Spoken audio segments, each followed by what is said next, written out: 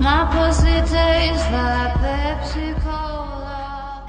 Can you imagine not having the freedom to choose to use oral contraceptives?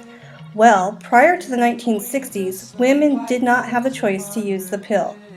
The 1960s was a time in which sexual discrimination was evident in regards to sexuality. Very often, males were encouraged to sow a few wild oats, while women were told that good girls don't partake in such activities. However, if a relationship resulted in a pregnancy, it was the woman who was left with all the responsibility. The 12-year period from 1960 to 1972 in America was a time of change as the number of women attending college greatly increased. During this time, the youth culture also began to develop a more liberal attitude towards premarital sexual activity and moved beyond the typical necking and petting. At this time, skirts became shorter, skin became more visible, and the average age of the first sexual intercourse was age 16 for males and age 17 for females.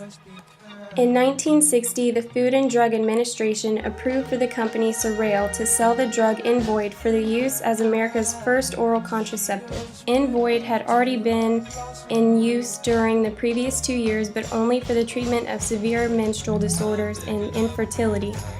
Although the pill was approved for contraceptive use by the FDA, its use was banned in many states, and those that allowed the use of the pill only allowed it to be prescribed to and used by married women. By 1962, just 2 years after the FDA approval of Invoid, 1.2 million American women were using the pill, and the FDA approved the company Syntex to sell another oral contraceptive called Orthonovum. With the invention of the pill, the women who took it had immediately been given a new freedom, the freedom to use their bodies as they saw fit, without having to worry about the burden of unwanted pregnancy. In 1964, Pope Paul VI convened the Commission on Population, the Family, and Natality, also known as the Birth Control Commission, which discussed the Catholic Church stance on the use of birth control. At this time, the pill was still controversial and remained illegal in 8 states. However, 6 brands of oral contraceptives were on the market.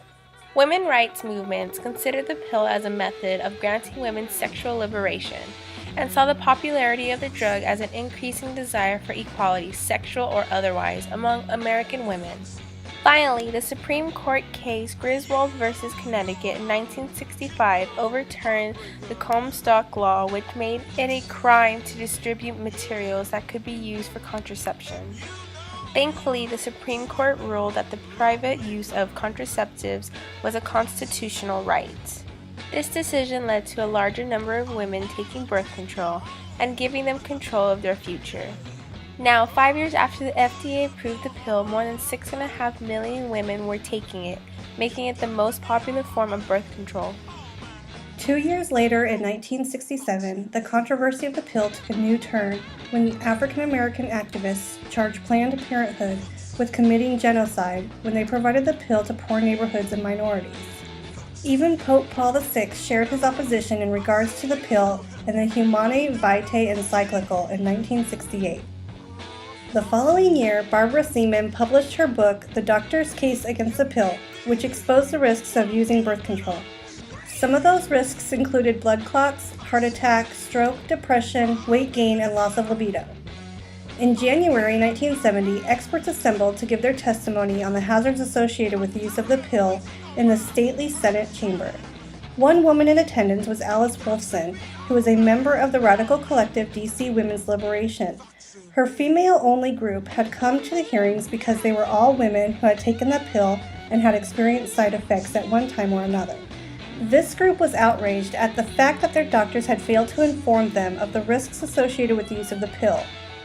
As they sat in the chamber, they listened to one male witness after another describe serious health risks and were furious that there was not a single woman who had taken the pill there to testify.